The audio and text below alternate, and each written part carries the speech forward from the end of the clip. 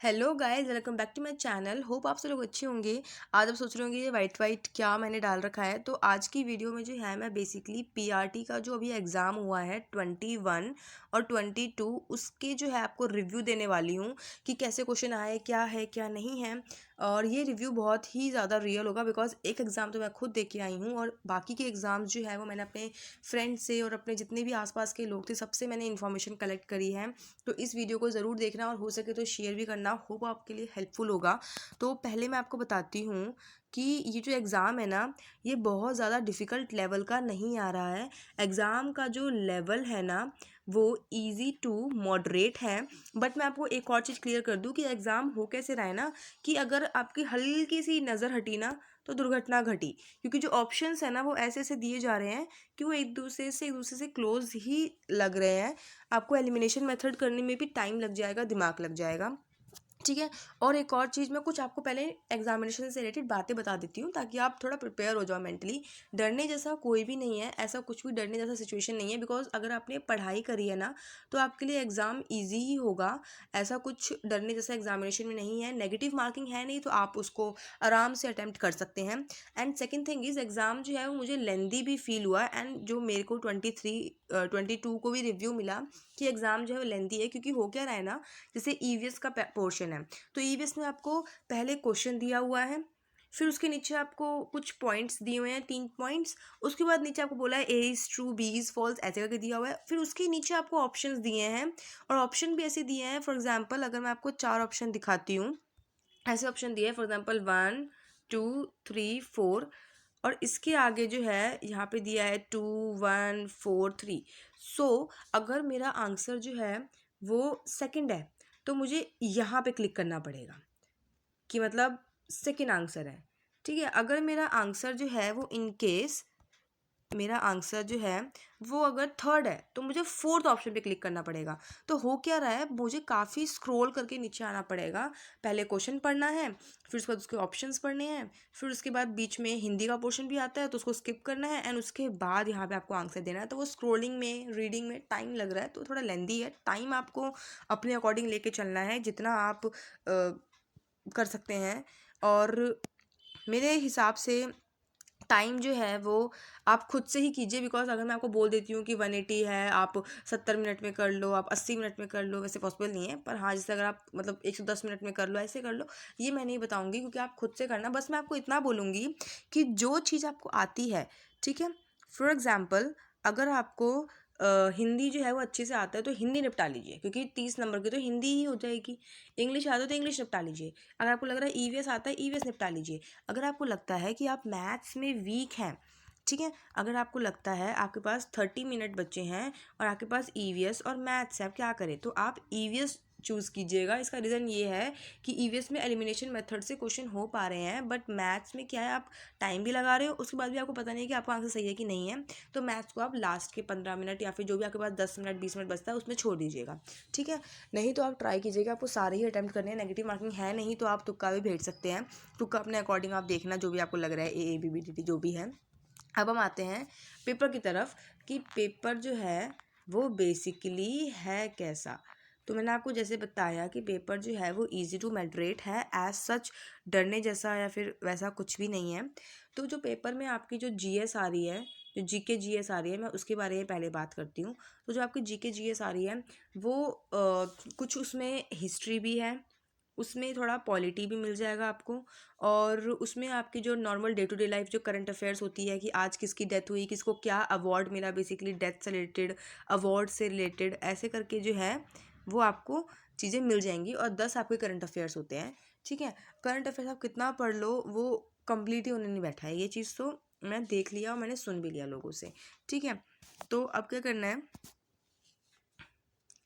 तो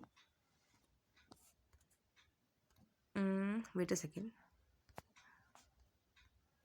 तो अब क्या करना है, जीके हमारा ये हो गया। ठीक है। उसके बाद जो है वो हमारा, मैं हिंदी और इंग्लिश को साथ में लेके चलती हूँ।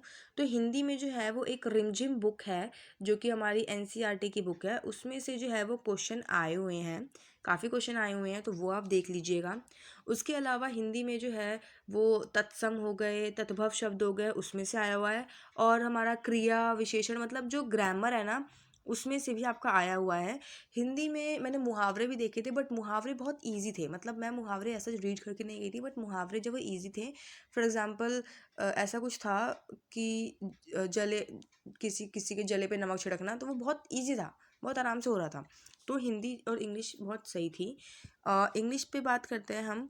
तो जो इंग्लिश है उसमें आपका अनसीन, हाँ, हिंदी और इंग्लिश दोनों में अनसीन पैसेज थे। जो 10 नंबर वाला पोर्शन था उसमें अनसीन पैसेज नहीं था, बट जो पीछे था उसमें अनसीन पैसेज था।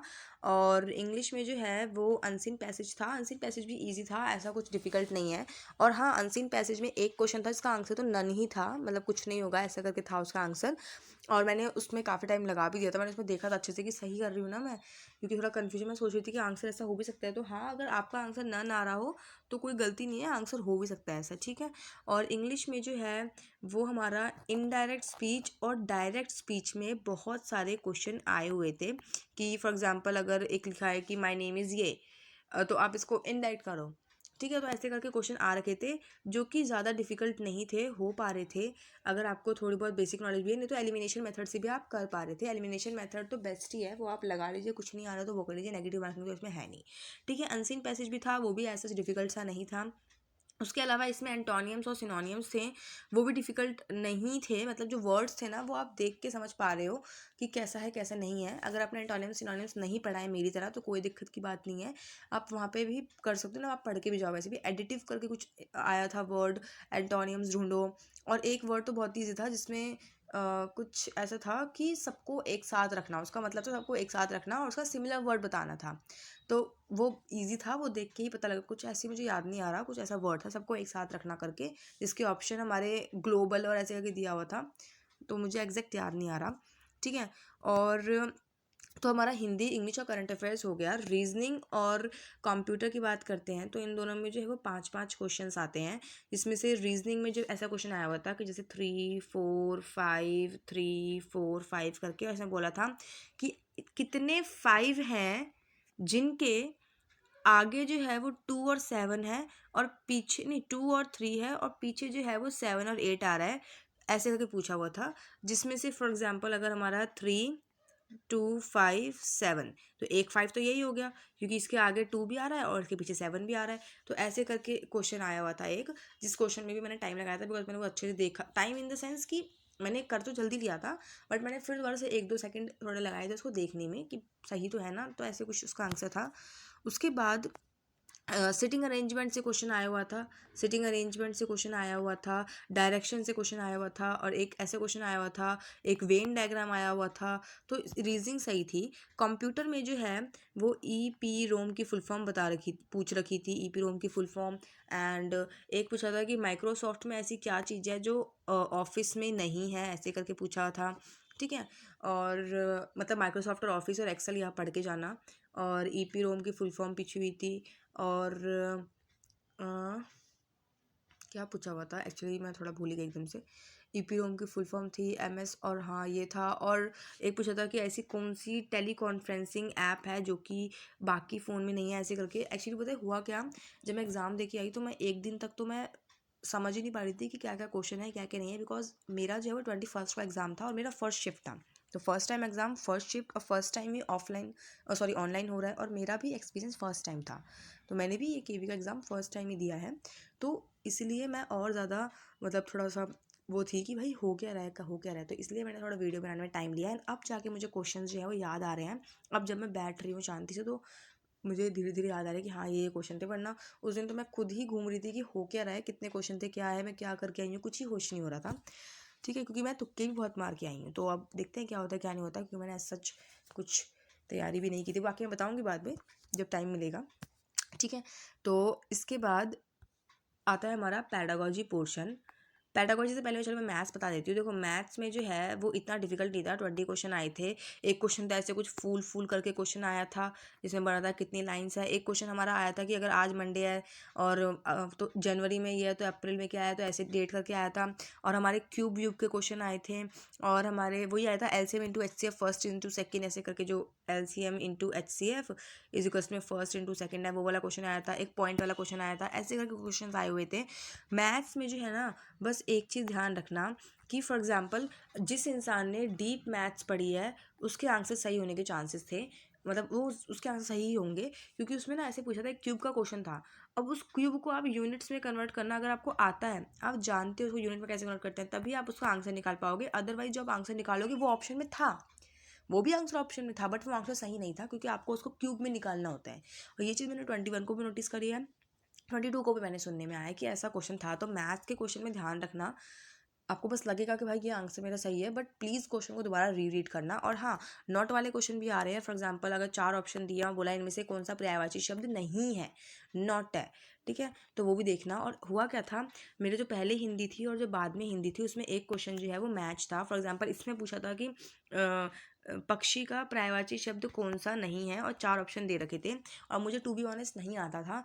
मैंने ऑप्शन में खग को टाइप कर दिया था, ठीक है, मैं टाइप करके आगे आ गई थी। और जब मैंने दोबारा हिंदी सॉल्व करने बैठी तो उसमें ऑप्शन उसमें ना मैच, उसमें बेसिकली बोला था कि कौन सा जो ऑप्शन है वो गलत है, जिसमें से बोला था पक्षी का जो वो है पर्यायवाची में खग और पता नहीं क्या दृग ऐसे करके 3 ऑप्शन दे रखे थे।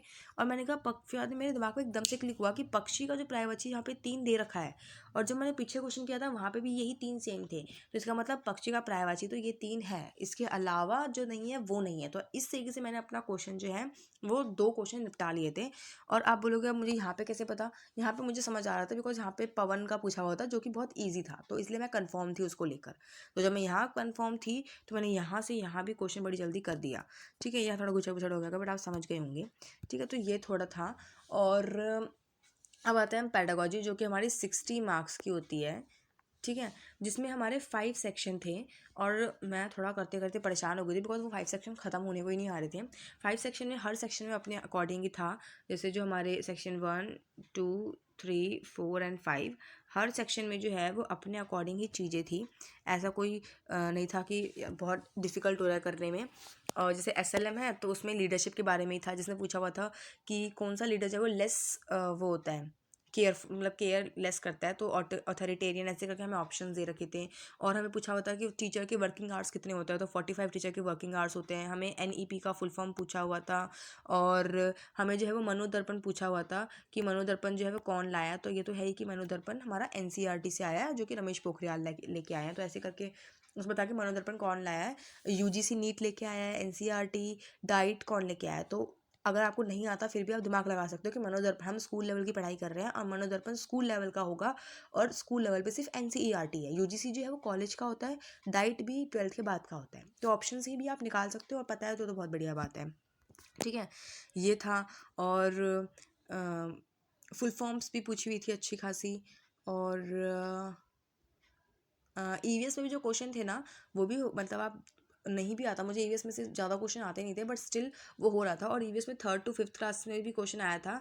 एक तो एलिफेंट का आया था कि कौन सा ग्रुप का एलिफेंट है जो कि 14 तक जो है वो ग्रुप से निकल देता है, मतलब कौन सा एनिमल है जो 14 तक की एज तक अपने उससे निकल जाता है अपने ग्रुप से, तो वो एलिफेंट था। ऐसे करके और भी क्वेश्चन आए हुए थे, ठीक है। एंड पेडागोजी में हमारे टीचर के वर्किंग आवर्स पूछे थे, और हमसे पूछा था कि जो न्यू इकोनॉमिक पॉलिसी की फुल फॉर्म क्या है। फिर कुछ टाइम बाद आगे जाके पूछा था कि न्यू इकोनॉमिक पॉलिसी जो है हमारी, उसके मतलब स्टेजेस क्या क्या है, तो 5, 3, 3, 4 ये इसके स्टेजेस हैं, ऐसे करके पूछा था, ठीक है। और हमें इसका पूछा था कि फाउंडेशन लिटरेसी न्यूमरेसी ऐसे करके कोई क्वेश्चन था, ठीक है। FLN फाउंडेशन लिटरेशन न्यूमरेसी करके कोई क्वेश्चन था। और बेसिकली ये मुझे FLN पता नहीं था, पर जब मैंने घर आके देखा तो मेरा सही था, क्योंकि इतना हम जब 4 ऑप्शन होते हैं तो इतनी आप बुद्धि लगा सकते हो, ठीक है। फॉर एग्जांपल जैसे मैंने आपको पीछे बताया मनोदर्पण वाली बात पे। और बाकी ये मनोदर्पण हो गया, कुछ एक्ट मैं बताती हूँ वो आप ज़रूर पढ़ लेना। जैसे एक तो ये मनोदर्पण हो गया, वो आप पढ़ लेना, ठीक है। और इसके अलावा जो है वो सफल है। और इसके अलावा FLN हो गया। और इसके अलावा एक दीक्षा करके हमारे उसमें आया था, जिसके बारे में मुझे पता नहीं था, बट मैं करके आ गया आंसर। एक बाल वाटिका करके आया था कि बच्चों की वाटिका कितने की होती है, मुझे वो भी नहीं पता था, बट उसमें ऑप्शन ऐसे थे कि 8th क्लास तक की होती है, या फिर 3rd से 5th क्लास तक की होती है, 3 से 5 साल के बच्चों की होती है ईयर, या फिर 8th क्लास से ऊपर की होती है, और ऐसे करके दे रखा था। तो ऑब्वियसली बात है 8th क्लास तक इसके ऊपर होगी नहीं, बाल वाटिका बच्चों के लिए होती है, तो 3 to 5 साल की होती है। तो ये जब मैंने देखा भी तो ये मेरा सही था आंसर। तो ऐसे करके ये कुछ चीज़ें हैं। और पेपर जो है वो ईजी टू मॉडरेट ही आ रहा है, बट यही है कि अगर आप ने मतलब बिल्कुल भी पढ़ाई नहीं करोगे तो आपको दिक्कत हो सकती है आप इजीली थोड़ा सा, अगर आप DTPS की भी तैयारी कर रहे हैं तो यहाँ भी KV में आपको रंग दिख ही जाएगा, नहीं तो आपका एक्सपीरियंस के लिए तो हो ही जाएगा। मैं तो मेन अपने एक्सपीरियंस के लिए गई थी, अब देखते हैं क्या होता है क्या नहीं होता है। बाकी क्या कहते हैं, बाकी यही क्वेश्चंस थे पेपर में। बस ध्यान रखना पेपर में टाइम, एक तो टाइम मैनेजमेंट का ध्यान रखना पेपर में, और दूसरी बात जो है वो पेपर में आप ध्यान रखना कि आप जो क्वेश्चन टाइप कर रहे हैं, जो ऑप्शंस हैं वो आप ध्यान से फिल करना, क्योंकि ऑप्शंस उल्टे सीधे हैं। तीसरी बात जो है वो आप अपना, जब आप क्वेश्चन जब ले रहे हैं तो वो नॉट वाले क्वेश्चन जो हों उसका ध्यान रखना कि नॉट वाले क्वेश्चन है तो नोट करना है। तीसरा आप ध्यान रखना कि हो सकता है कि एक में हिंदी में क्वेश्चन है तो दूसरे में वही आ जाए, अगर आपको नहीं आता तो आप उसमें हाँ कर सकते हैं। इसमें फ्लैग्स का ऑप्शन भी होता है, मैं आपको बता देती हूँ। मुझे तो बिल्कुल भी आइडिया नहीं था, क्योंकि मैंने ना ही कोई मॉक दिया था, ना ही मैंने ऐसा पढ़ाई करी थी, तो मैं बस पेपर देने गई थी एक्सपीरियंस के लिए। और शायद मैं पढ़ाई करके जाती तो क्लियर होने के चांसेस भी होते हैं, अभी देखते हैं क्या होता है क्या नहीं होता है। बट हाँ, मुझे बिल्कुल भी आइडिया नहीं था। मुझे वहीं जाके जब पेपर मैंने जब मतलब स्क्रीन खुली तब जाके वहाँ पे रेड फ्लैग ग्रीन फ्लैग ऐसे करके आ रहे थे, तब पता लगा। तो मैं अपनी जो फैमिली है उसको बताना चाहती हूँ। तो जो फ्लैग में एक होता है ग्रीन फ्लैग, ठीक है, तो जो हमारा जैसे एक होता है हमारा ग्रीन फ्लैग, चलो मैं दोबारा से कर देती हूँ, छोड़ो। एक होता है हमारा ग्रीन फ्लैग, ठीक है, एक होता है हमारा रेड फ्लैग, और एक होता है नॉर्मल ग्रीन बॉक्स, एक होता है नॉर्मल रेड बॉक्स, और एक हमारा ना ग्रे बॉक्स भी दे रखा था, तो इसको आप ब्लैक ही ले लो। तो मुझे वैसे ग्रे बॉक्स का जो है वो याद तो आ नहीं रहा, बट चलो मैं आपको मेन बॉक्स की बता देती हूँ। तो इसमें जो ग्रीन है मतलब आपने अटेम्प्ट किया है, ओ शिट ठीक है, ग्रीन है इसका मतलब आपने अटेम्प्ट किया है, ठीक है, इसका मतलब अटेम्प्टेड। थोड़ा राइटिंग को इग्नोर कीजिएगा, ये इसमें गंदी आ रही है, वैसे नहीं है। इसमें मतलब नॉट अटेम्प्टेड, ठीक है। अगर ये जो हमारा ग्रीन फ्लैग है उसका मतलब होता है कि मैंने अटेम्प्ट तो किया है बट मैंने फ्लैग लगा दिया है। फॉर एग्जांपल मेरे पास लास्ट में जब 40 मिनट बच गए हैं, तो अब उस 40 मिनट में मैंने सोचा कि चलो यार पिछले क्वेश्चन देख लेते हैं, पर मुझे क्या पता कि पिछले क्वेश्चंस क्या है क्या नहीं, कौन सा वाला क्वेश्चन है। 20 क्वेश्चन में से मैं कैसे ढूंढ पाऊंगी, तो उसमें क्या कर सकती हूँ, मैं अटेम्प्ट करके फ्लैग लगा सकती हूँ। तो इससे क्या होगा कि अगर मैं बाई चांस मेरे पास टाइम नहीं बचा, मैं नहीं देख पाई, तब भी मेरा क्वेश्चन जो है वो अगर सही होगा तो उसके आंसर्स उसके नंबर मिलेंगे, मतलब वो क्वेश्चन मेरा काउंट किया जाएगा, ठीक है। और अगर मेरे पास टाइम बचा तो फ्लैग से मेरे लिए ईजी होगा वहाँ पे स्क्रॉल करके जाना। तो बस एक यही होता है। और ये जो रेड फ्लैग होता है इसका मतलब कि आपने आंसर नहीं किया है, आपने बस फ्लैग लगा दिया। तो मेरा ही मानना है कि आप ग्रीन फ्लैग कितने भी लगा लो, रेड फ्लैग मत करना, क्योंकि नेगेटिव मार्किंग का चक्कर है नहीं। तो बेसिकली बस यही है, और यही है जो है अभी, और यही एक छोटा सा रिव्यू था जो मैं आपको देना चाहती थी। इसके अलावा NCERT से रिलेटेड चीज़ें थी, हाँ था NCERT से रिलेटेड। और अगर आपने कोई कोर्स लिया हुआ है, अगर आपने कोई कोचिंग लिया हुआ है, तो आई डोंट थिंक सो आपको इतना डरने की बात है, क्योंकि आराम से हो रहे हैं, बच्चों के रिव्यू भी अच्छे आ रहे हैं, ईजी टू मॉडरेट पेपर है। अगर पर यही है, मैं आपको बोलना चाहूँगी कि क्वेश्चंस जो हैं वो ऑप्शंस बड़े इंटर रिलेटेड से हैं, पहली बात। और दूसरी बात, आप बिल्कुल भी ऐसा मत ईजी मत ले, इतना भी वो मत लेके चलना कि चलो ठीक है हो जाएगा कर लेंगे। टाइम का मैनेजमेंट ध्यान से रखना, ऑप्शंस देखना, नॉट वाली चीज़ों को ध्यान से रखना, और छोटी छोटी चीज़ देखना। आप ये मत सोचना कि आपका आंसर आ गया तो यही होगा। क्वेश्चन एक बार दोबारा पढ़ लेना, हो सकता है कि उसमें यूनिट्स में आंसर पूछा हो, तो क्यूबिक यूनिट कन्वर्ट करना आना चाहिए, वो सभी है। बाकी तुक्के तो आप मार ही सकते हैं, मैं तो भरपूर तुक्के मार के आई हूँ। तो बस यही था। अगर वीडियो पसंद आई हो, इन्फॉर्मेटिव लगी हो, तो प्लीज़ इस वीडियो को शेयर करना, क्योंकि आगे भी लोगों को अगर हेल्प मिले तो उससे बड़ी चीज़ और क्या ही होगी। और कोई भी दिक्कत हो तो आप कमेंट सेक्शन में पूछ सकते हैं। वीडियो को लाइक तो कीजिएगा बट शेयर भी कीजिएगा, ताकि बाकियों को हेल्प मिल सके। मेन पर्पस इस चैनल का यही है। और आगे भी पेपर के रिव्यू, अगर पेपर में क्वेश्चंस बदलते हैं तो उसके रिव्यू मैं आपको देती रहूँगी टाइम के साथ साथ, तो चैनल से कनेक्टेड रहिएगा। Thank you so much.